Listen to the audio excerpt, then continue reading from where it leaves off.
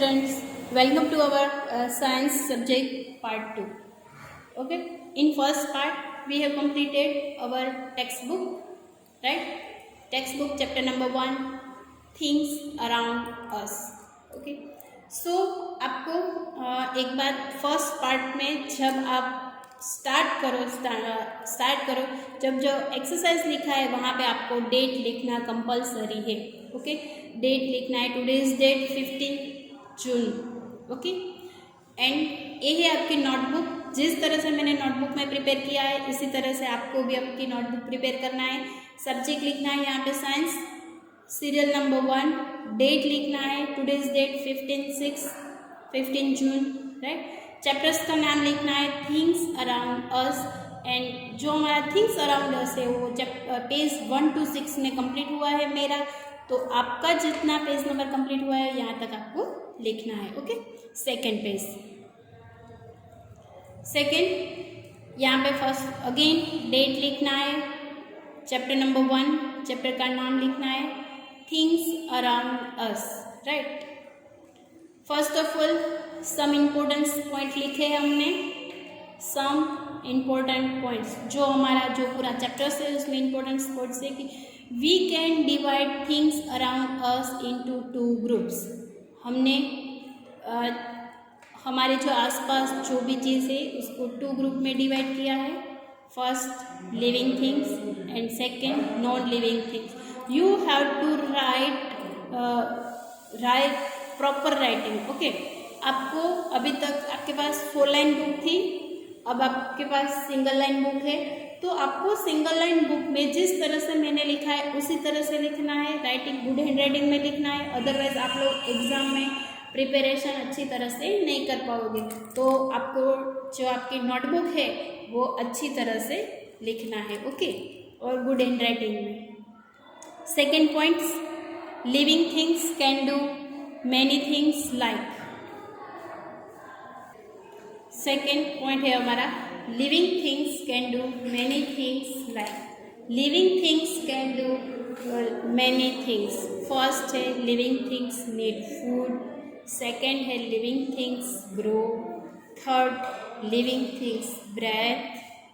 Fourth है living things move. Number 5 living things feel. Number 6 living things reproduce.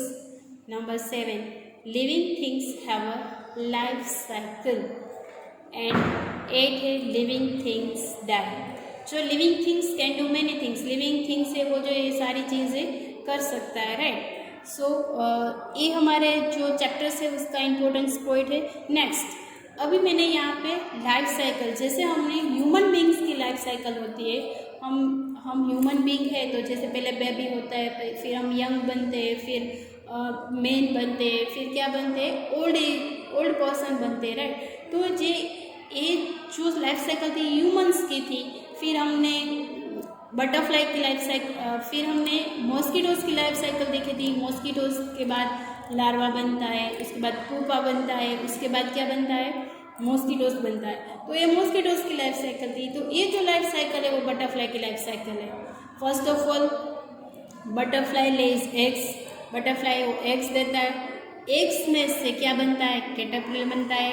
Caterpillar में से ऐसे उसको पंख निकल आते हैं और उसके बाद क्या बन जाता है, बटरफ्लाई.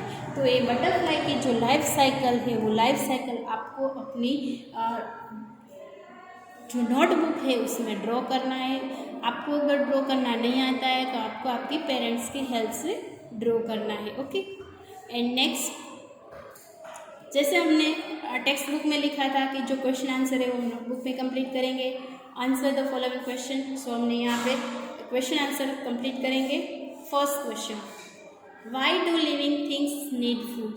लिविंग थिंग्स को फूड की ज़रूरत क्यों होती है. Living things need food to live.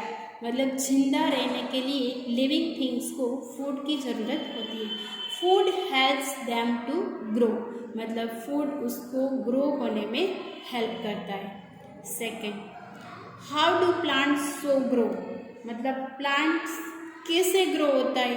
आपने देखा है when the roots absorb the water and minerals from the soil, after that plants upright and grow branches, leaves, flowers and fruits of the stem.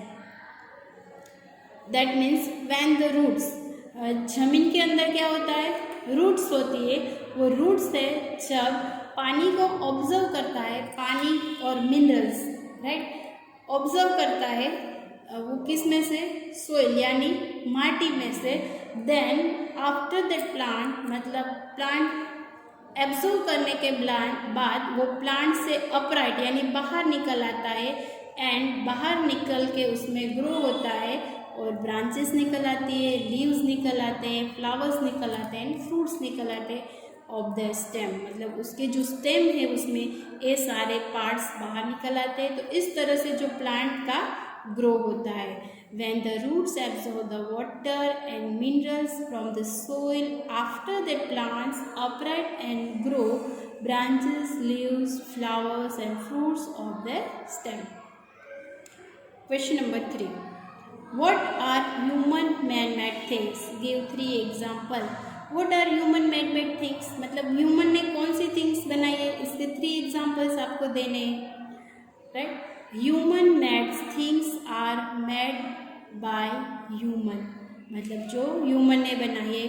For example, मतलब what are human man-made things? Human man-made things क्या होता है? तो यहाँ पे हमने answer लिखा है कि ह्यूमन मेड थिंग्स, जो चीज़ें ह्यूमन ने बनाई है, are man made by human. For examples, cars, buildings and roads are man made things, जो मैन ने बनाई है, कार्स है, बिल्डिंग्स है, रोड्स है, कंप्यूटर्स है, कई सारी चीज़ें जो मैंस ने बनाई है, बट यहाँ पे हमें 3 एग्जाम्पल्स देना है, राइट। उसके बाद next question number 4, why do you need to breathe? हमें ब्रीथ लेना क्यों ज़रूरी है? Name body parts that answer use to breathe. Why do you need to breathe? आपको ब्रेथ की क्यों ज़रूरत है? We need to breathe because we can't not live without air. हम सांस लिए बिना जिंदा नहीं रह सकते। We need to breathe because we can't live without air, हम हवा के बिना नहीं रह सकते। Name body parts that animals use to breathe. यहाँ पे द 2 बॉडी पार्ट्स दैट, यहाँ पे ई लिखा हुआ है, यहाँ पे आपको ई करना है, जैसे यहाँ पे एरो है, वहाँ पे the 2 body parts that animals use to breathe. Animals कौन से जो पार्ट होते हैं उसका यूज़ करते हैं? जो एनिमल्स है वो लंग्स और गिल्स का यूज़ करते हैं, और फ्रॉग है वो स्किन का भी यूज़ करता है, right. Number 5, do non living things move? क्या नॉन लिविंग थिंग्स है वो मूव कर सकता है? No, non living things do not move. Non living things है वो मूव नहीं कर सकता है। Number 6, give 2 similarity between living things and non living things. आपको डिफरेंस नहीं लिखना है, यहाँ पे लिविंग थिंग्स और नॉन लिविंग थिंग्स की सिमिलैरिटी लिखनी है। क्या लिखनी है? उसकी सिमिलैरिटी लिखनी है। फर्स्ट लिविंग थिंग्स यहाँ पे लिखना है, and second part non living things. आपको बुक्स में 2 पार्ट करने हैं, और यहाँ पे जैसे मैंने लाइन की है इस तरह से लाइन करना है। First, living things made of skin, bones and flash and organs. मतलब जो लिविंग थिंग्स है वो किससे बना हुआ होता है? मेड ऑफ स्किन से बना होता है, बोन से बना होता है, फ्लैश यानी मांस से बना होता है, और ऑर्गन से बना होता है। And non living things made of plastic और मेटल। जो नॉन लिविंग थिंग्स है वो प्लास्टिक और मेटल से बना हुआ होता है। Second point, living things occupy space and weight. Living things है उसको स्पेस भी चाहिए और वेट भी चाहिए। Same thing non living things occupy space and weight. Non living things को भी स्पेस और वेट चाहिए। फॉर एग्जाम्पल, लिविंग थिंग्स में डॉग और human, and non living things examples table and rocks. Third point, affected by weather. Living things affected by weather, living things को weather है वो affect करता है। Also non living things affected by weather, non living things को भी weather है वो affect करता है। For examples heat, cold, rain जो हमें इफेक्ट करता है, राइट। जो जैसे हीट समर में हमें गर्मी लगती है, कोल्ड में ठंडी लगती है, बारिश में हम भीग जाते हैं। इसी तरह से जो नॉन लिविंग थिंग्स है उसमें मेटल और वुड को भी एटमॉस्फेयर है वो अफेक्ट करता है, राइट। मेटल,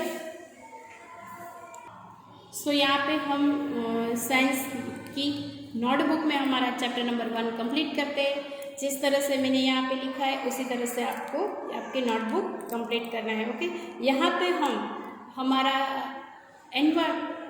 एनवायरनमेंट का चैप्टर नंबर 1 कंप्लीट करते हैं, things around us, in text book and in notebook, okay. तो आई होप आप लोगों को चैप्टर नंबर 1 समझ में आ गया होगा और अच्छी तरह से आपने आपकी नोटबुक में लिख लोगे, ओके। आज के लिए हम इतना ही रखेंगे। Thank you, good bye.